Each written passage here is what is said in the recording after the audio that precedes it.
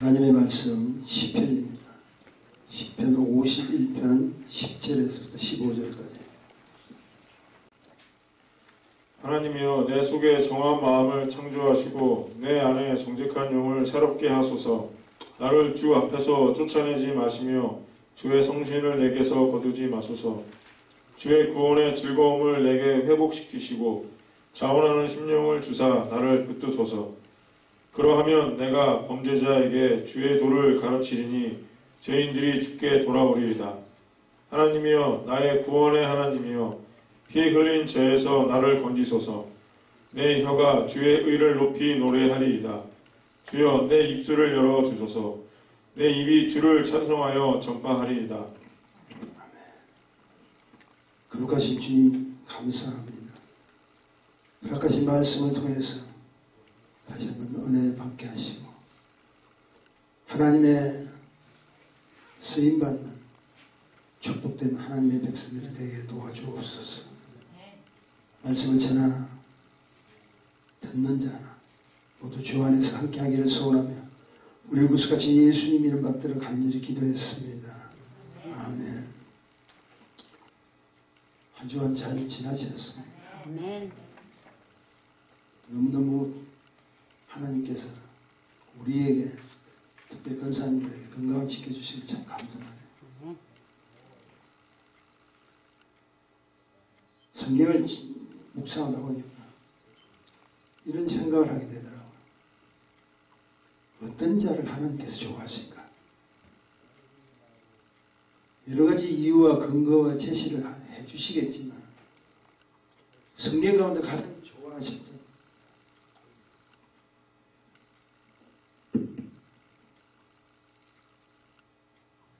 공통된 이유가 있다면 한마디로 이런 겁니다. 은혜 받은 자. 은혜 받은 자를 하나님께서 좋아하시더라고요. 그래서 하나님께서는 지금 이 시간 은혜를 주시기를 원하고 받을 자를 찾기 원하고 그리고 그 자를 통해서 당신의 영광스러운 기쁜 일들을 펼치기를 원하신다. 성경에서 하나님 마음에 가장 합한 자는 사랑을 받은 자, 저는 나의 합한 자다. 그 인정받은 자 바로 다윗이에요. 지금도 이스라엘 인물을 그들이 최고의 인물로 삼는데 하나는 모세고 하나는 다윗입니다. 그래서 이스라엘 국기를 이렇게 보면 다윗의 별이 나와요. 다윗의 별이라고 절대적입니다. 그렇게 하나님 앞에 합한 자, 기뻐하는 자, 그 왜 그렇게 하나님 앞에 합한 자로 부름을 받았을까? 은혜 받은 자라. 하나님의 말씀에 은혜를 받는. 이 세상에 여러분 아시다시피 여러 종류의 사람들이 많습니다. 허물 없이 어렵게 산 자들. 그렇죠. 굉장히 자랑스럽죠. 영적인 배경 속에서도 굉장히 자랑스럽습니다. 어떻게 저렇게 살 수 있을까? 오히려 반면에 부끄럽고 허물 많은 사람들이 있죠. 근데 그 부끄럽고 허물 많은 사람들이 성경에 살펴보면 역전 인생으로 바뀌어진 사람들이 참 많아요. 저 사람들이 어떻게 저렇게 마지막에는 복을 받나? 어떻게 해서 저렇게 축복을 받았을까? 건강하게 우리가 사는 자들은 그리고 부러워하죠. 근데 저도 사역도 하고 하나님 말씀도 마찬가지로 이런 가운데 느끼는 것은 오히려 힘들고 약한 것 때문에 더 크게 쓰임받는 자들은 참 많이 나오더라고요. 성공했기에 유명한 자도 있겠지만 실패했기 때문에 오히려 하나님이 더 감동시켜 주신다. 그리고 그 했던 행동들을 하나님께서 기뻐하신다. 왜냐하면 여러분 잘 아시다시피 저와 여러분 원래가 죄인이었잖아요. 우리는 죄의 삭은 사망이기 때문에 성공할래야 할 수가 없어요. 본질적으로 할 수가 없어요. 중요한 것은 그런 연약한 자라도 하나님을 감동시켜줘요. 크게 보자면 하나님의 손에 자꾸 들어오는 거예요. 좀 바꿀게요.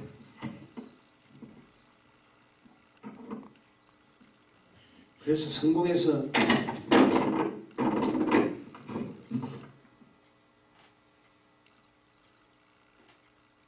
은혜를 받을 수 있다면 성공한 일도 마땅하지만 반면에 실패해서 그 실패 때문에 은혜를 더 받게 된다면 이런 실패는 결코 나쁜 것이 아닙니다. 값지고 귀한 것이다. 오늘 본문의 시편 기자 다윗의 그 생애를 살펴보면 참으로 용감한 자예요. 여러분 잘 알다시피 돌 하나를 가지고 블레셋 장수 골리앗을 죽였던 자예요. 이스라엘 백성들을 구원했던 자예요. 그뿐 아니라 그가 영감 있게 만든 이 찬양시는요, 지금도 수많은 문학자들이 이렇게 호평을 합니다. 인류 역사에서 가장 감동 깊은 시다. 그를 따를 자가 없다. 다윗이 원래부터 그랬을까요? 아니죠. 다윗 속에 함께 하신 성신, 성령님께서 그에게 지혜를 주시고 그를 축복하셨다. 여러분 다윗의 배경 알잖아요. 유대인들 배경 알잖아요. 다 목동이에요. 양이나 염소를 키우는 그런 자들이 무슨 학문에 뛰어나겠습니까? 갑자기 왕이 되었다고 해서 학문이 갑자기 들어온 것도 아니잖아요. 근데 성령님께서 함께 하십니다.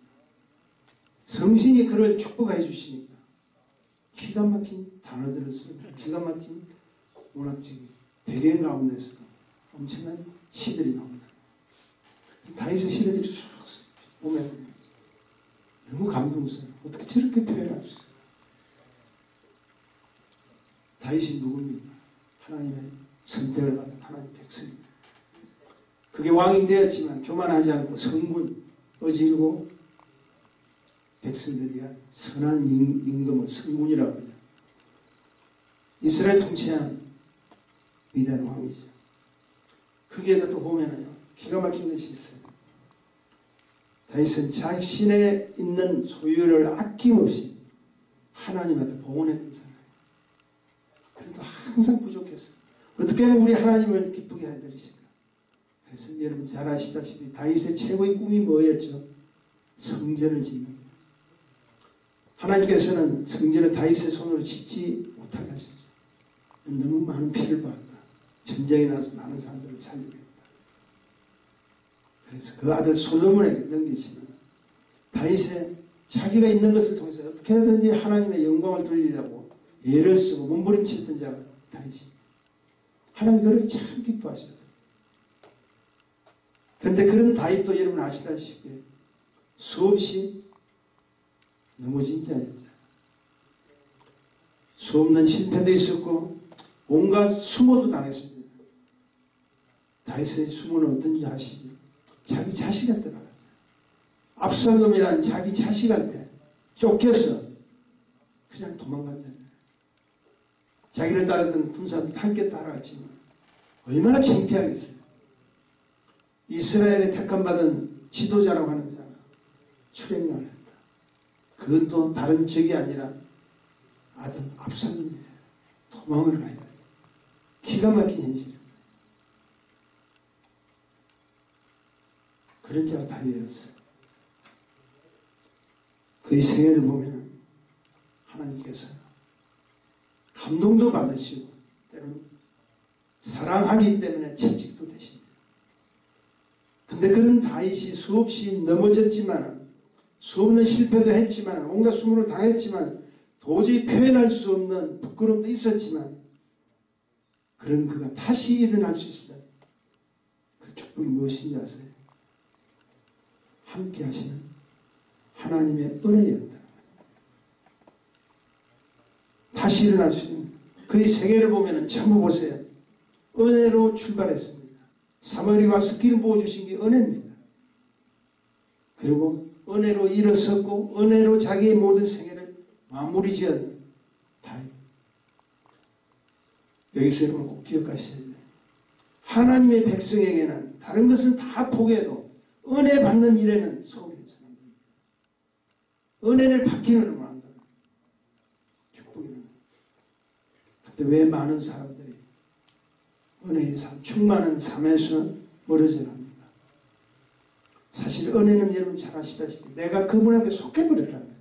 내가 은혜를 받았더니 그분의 것이 되어버렸다는 거예요. 내 주인이 내가 아니라 전능하신 하나님이셨다.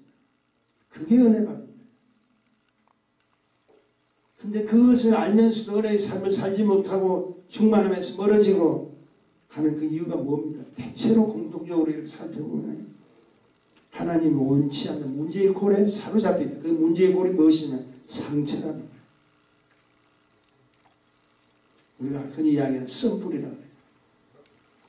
그래서 터질 것 같은 상처 때문에 분노와 미움으로 가득 차있는 자들이 바로 우리 인생들입니다. 은혜를 받았지만 그러지 마세요.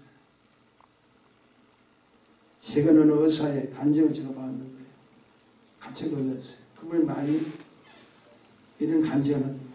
아파트에서 어떤 여인이 그냥 떨어졌어요. 그래서 의식불명이 되고 아마 식물인가 되고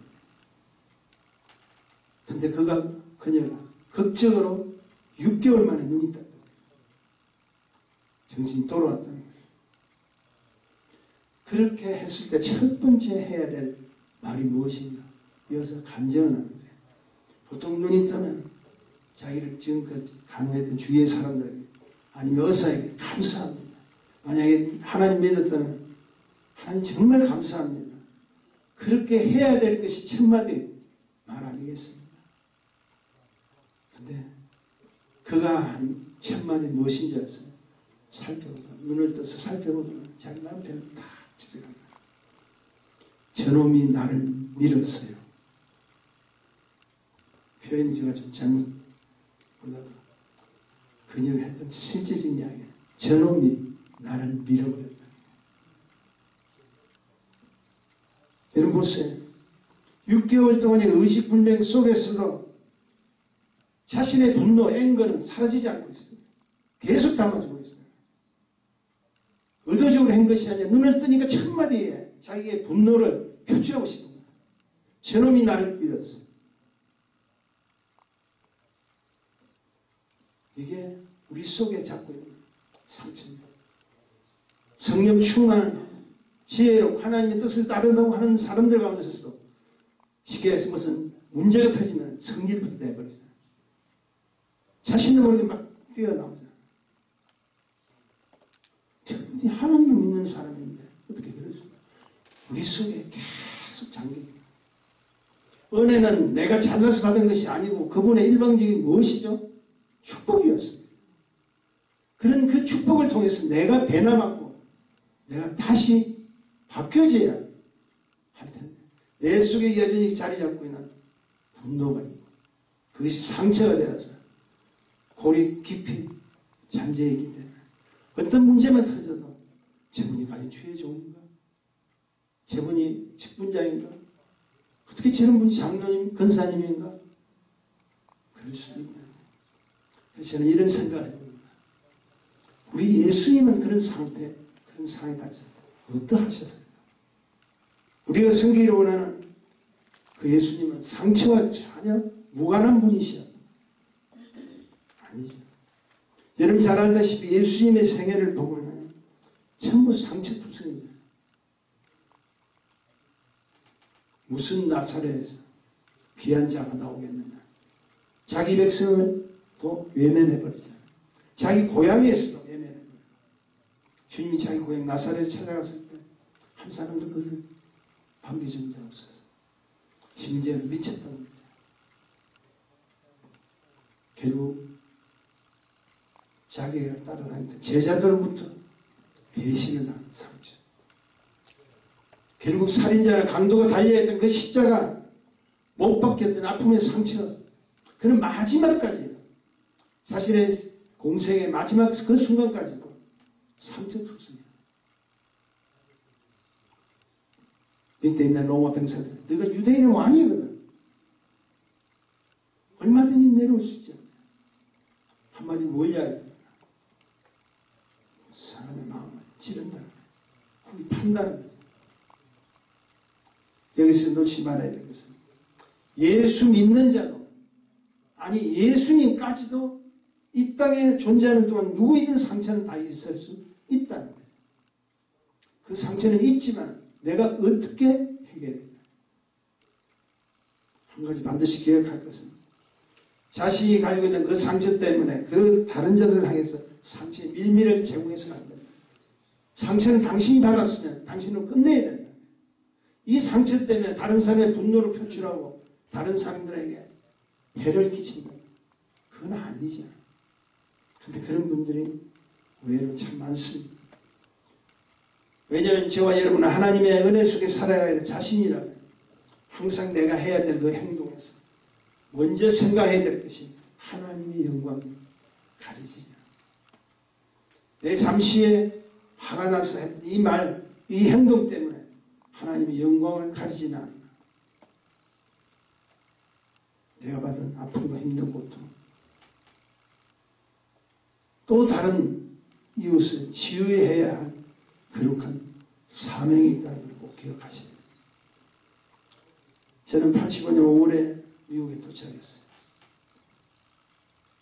유럽에 조금 있다 미국에서 저희 어머니 이름으로 초청해서 지금 85년도에 미국에 도착했어요. 막상 도착해보니까 좀 부끄러운 이야기입니다만 제 앞에 닥친 문제가 닥친 환경 속에서 너무나 많은 상처가 제가 있어요. 괜히 왔다. 미국이 싫다. 저 나름대로 꿈도 있었고 제가 해야 될 일도 있었고 다 무너져 버리는 거예요. 힘들었어요. 그래서 저는 결단을 했습니다. 다시는 이 미국을 오지 않으리라 하고 탈출해버렸어요. 탈출의 말이 좀 그거한지 모르겠어요. 저 현실에서는 빨리 떠나고 싶더라고요. 그래서 간 곳이 여러분 알다시피 제가 캐나다로 간 거예요. 근데 그곳에서 하나님께서 저를 기다리셨어요. 그리고 성령으로 세례를 주시고 그리고 성령 거듭남으로 바뀌셨죠. 그리고 저는요 그 성령 받고 난 뒤에 다시는 미국까지 안 오리라 했던 이 미국은 다시 왔어요. 그 이유가 무엇인지 아세요?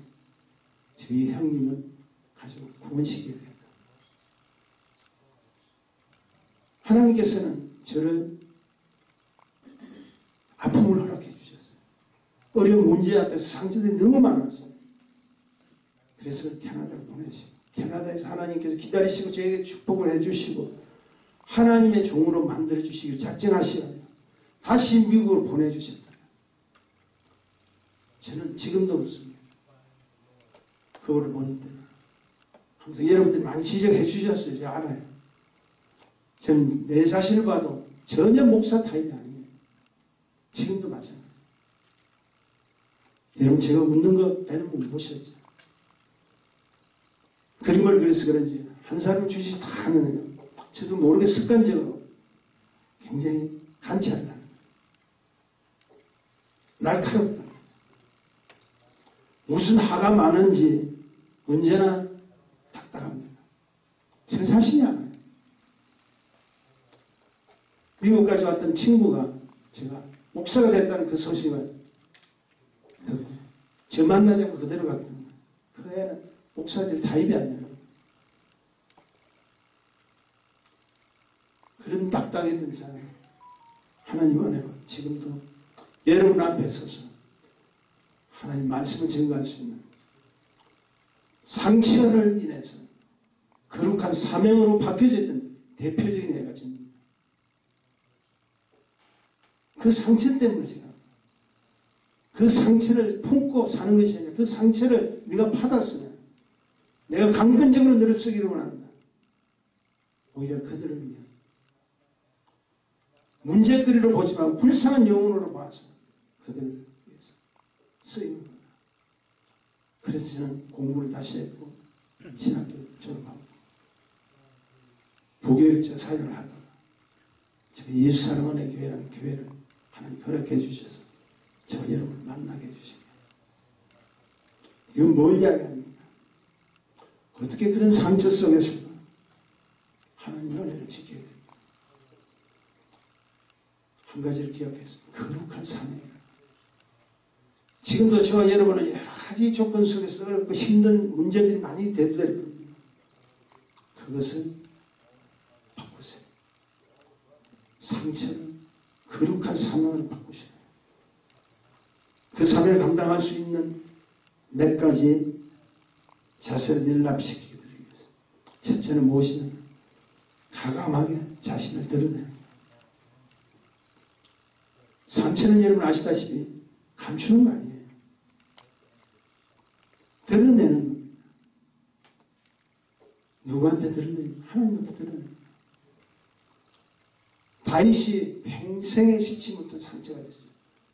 하나님은 합한 자라고 했지만 그가 씻지 못한 그 상처가 뭡니까?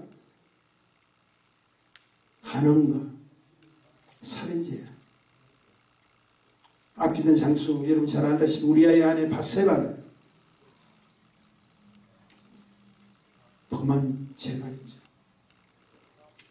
그 밧세바의 남편이 우리아, 자기가 가장 사랑했던 장군이 장수 우리아를 최대 전선으로 보냈잖아요. 처음에는 그 우리아를 너희 아내야 오랜만에 전쟁터에서 왔으니까 동침하라고 했어요. 다윗이 기가 막힌 자기 나름대로 지혜를 생각해요. 왜냐하면 자기가 범한 이후에 그 우리아가 왔을 때 밧세바 너희 아내랑 같이 동침하면 죄송합니다. 지금도 많은 신학자들이 이야기하거든. 자식이 생겨요. 자녀가 생기는데 그 자녀가 다윗의 자녀인지 우리아의 아내인지 시기적으로 구분 못하잖아요. 지혜를 쓰는 거예요. 근데 이 우리아가 나의 군사들이, 제가 거느린 군사들이 지금 한참 전쟁터에서 전쟁을 치는데 제가 여기서 있을 수 있겠습니다. 그리고 자기 부인이면서도 밧세바하고 동침을 하지 않으면 바로 떠나고 있어요. 떠날 때 다윗이 어디로 보냈습니까? 가장 최전방으로. 그 말은 뭡니까? 한마디로 죽어버려라. 살인죄입니다. 결국 죽게 되잖아요. 그러므로 이제는 당당하게 여러분 아시다시피 밧세바를 아내로 삼는 이 다윗의 이야기를 들고 공중 비사였대요. 여러분 드라마에서 볼 만한 그런 이야기들이 절대 아닙니다. 어떻게 저렇게 살나? 이에 하나님 모르시겠어요? 다 아시잖아요. 그래서 잘 아는 그 시대의 선지자 나단이라는 선지자예요. 나단이 다윗에게 가서 고합니다. 다윗 왕이 죄가 있다는 거죠. 범죄하면 책망합니다. 나단의 책망은 바로 하나님의 책망입니다. 그런데 여기서부터 다윗은요 참으로 감사한 것, 자신의 숙련을 상처 회복의 축복으로 전환시켜버려요. 그것이 뭐인 줄 아세요? 어떻게 자신의 잘못을 자신의 죄로 드러내요? 많은 자들이 자신의 죄를 토하지 않잖아요. 발설하지 않잖아요. 숨기려 하지 않아요. 어쩌면 자꾸 그 사건에 대한 책임을 정당화시키기 위해서 합리화를 해요. 다른 생각들을 가지고 있죠. 그런데 다윗은 내가 여호와께 죄를 범하였나이다. 바로 고백해요. 이 사실은 사무엘하 12장 13절에 보니까 이런 말씀이 있습니다. 다윗이 나단에게 이르되 내가 여호와께 죄를 범하였노라 하면 나단이 다윗에게 대답하되 여호와께서도 당신의 죄를 사하셨으니 당신이 죽지 아니하리라. 어떻게 이렇게 순간 바뀌어집니까? 근데 다윗이 죽지 않는다. 이 말은 하나님께 심판하지 않겠다. 이 말을 여러분 보세요. 누가 다윗이 축복을 받았습니까? 자신의 죄를 들춰내버렸다. 인정해버렸다. 내가 여호와께 죄를 범했나이다. 우리는 신앙생활할 때 가장 지혜로워야 됩니다. 내 잘못을 상대가 모른다 할지라도, 내 아내가 모른다 할지라도, 내 남편이 모른다 할지라도, 우리 공동체 안에 있는 누구도 모른다 할지라도 하나님 아시잖아요. 근데 그 하나님 앞에서는 여러분 어떠한 죄가 있더라도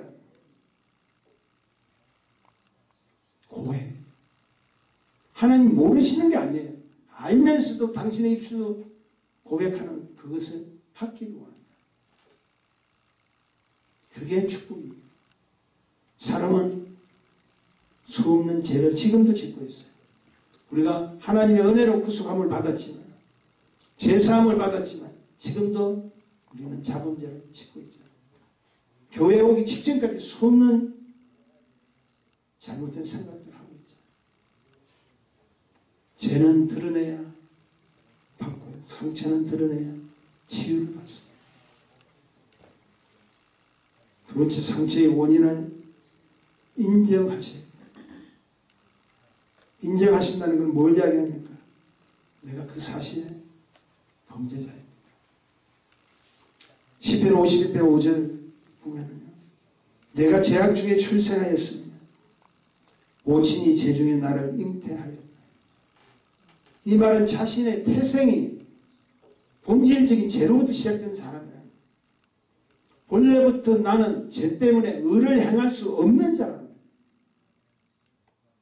이것은 뭘 이야기하면 자신의 지금도 잘못된 상처와 그 진실이 무엇인가를 알겠다. 자신의 실수, 자신의 잘못된, 자신의 모든 죄는 죄 때문에 이루어졌다. 그래서 하나님 앞에서 고하는 거예요. 결코 나갈 수 없는 그 죄의 근본이 내 안에 들어있다는 사실을 고백합니다. 근데 우리 인생은 이 사실을 알면서도 참 어리석습니다. 토해내지 못합니다. 끊임없이 숨기기를 원합니다. 근데 놀라우세요.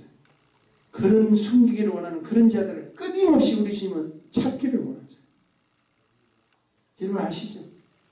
우리 조상 아담과 하와가 숨었잖아요. 우리 조상, 우리 인류의 본질적인 것들은 다 숨어버려요. 문제가 터지면 숨어버려요. 하나님은 찾고 계시잖아요. 나오라는 거죠. 그러면 우리 부끄러워서 나올 수가 없다. 내가 너에게 짐승을 잡아서 가지고 옷을 입혀주더라도 너는 내 앞에 와야 된다. 그것이 하나님께서 우리를 구속하기를 원하십니다. 본질이시라. 지금도 수많은 죄인들은 숨고 하나님은 찾고 지금도 우리 인생사에서 술래잡기 합니다. 숨바꼭질을 합니다. 그래서 여기서 우리의 상처 입은 그 근본을 아는 자라면 자신은 숨은 자가 아니라 오히려 원인을 알았기 때문에 상처를 지어주신 하나님께 더 가까이 나가야 됩니다. 여러분 잘 알다시피 가늠한 여인이 주님 앞에 끌려갔죠. 우리 주님은 아세요. 근데 돌을 던지려고 하던 그 사람에게 죄 없는 자는 던지라고. 누구든지 죄가 없는 자는 던지라. 저 여인이나 너희나 다 죄인이라. 우리 록펠러 스토리를 잘 압니다. 많이 제가 또 인용했고요. 그는 53세 전후로 인생이 다 바뀌어져 버립니다. 원래 어머니의 기도로 어릴 때부터 주님을 잘 믿었지만 변해버리죠. 물질을 보니까 변해버렸어요. 53세 전에는 사업을 하는데 전부 자기 중심으로 했던, 자신만 위해서 했던 악덕 기업주였어요. 그런데 53세 그 이후에 그 죽을 병에 걸렸잖아요. 의사가 시한부 인생으로 딱 판명입니다. 더 이상 돈으로 해결할 수 없는 일입니다. 그때 록펠러는 자신의 죽을 병을 가지고 누구에게 갔습니까? 하나님 앞에. 자신을 위해서 끊임없이 기도해줬던 그 어머니의 기도 떠오르는 해결을 했습니다. 그 인생 그 완전히 어떻게 됩니까? 여러분 그런 그 시대에 지금도 마찬가지지만 엄청난 재벌이었잖아요. 돈을 많이 벌었잖아요. 그래서 하나님 일을 사명으로 감당하는 거죠. 자신의 아팠던 그 상처를 죄를 놓고 하나님 앞에 토했더니 하나님께서 그를 다시 사용하시면서 거룩한 사명자 쓰셨잖아요. 모든 물질을 하나님 앞에 10의 1조를 계산하는 직원만 12인가 되었다고 그러죠. 얼마나 돈이 많이 들어왔어요. 뉴욕에 가면 리버사이드 참 제가 그 교회 가봤어요. 성전을 먼저 짓고 수많은 하나님의 영광을 위해 쓰인 것, 저는 이렇게 생각합니다. 때로 나쁜 것에 대해서 억울하게 생각하지 마세요. 힘든 일 때문에 나쁘다고만 생각하지 마세요. 하나님은 우리 인생의 고난을 통해서 더 복된 존재로 빚어주시길 원한다는 사실. 믿으시면 아멘 하십시오. 마지막으로 상처는요, 우리 타이틀입니다. 축복된 사명으로 아는 자가 필요합니다.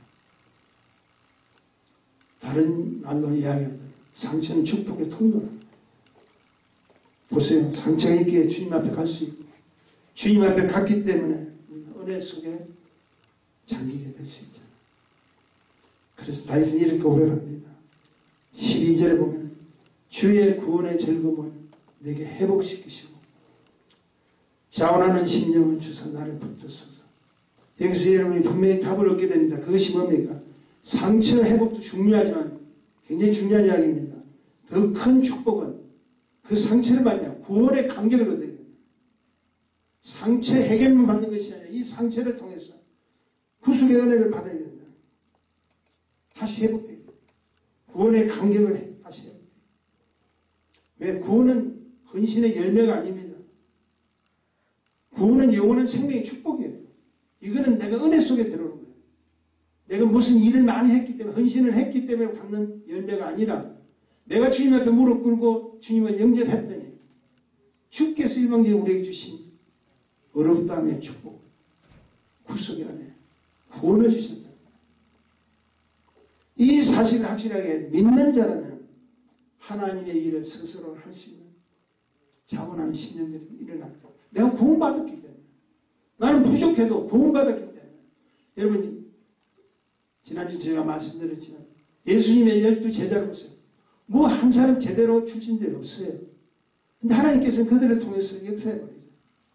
베드로의 한마디에 수많은 사람들이 어찌하고 회개의 회심의 역사가 일어나고 온갖 금은 내게 없거냐 내게 있는 것으로 너에게 주신 그리스도 예수 이름으로 그러라는 능력으로 나면서 안전병이 됐던 사람이 일어나게 합니다.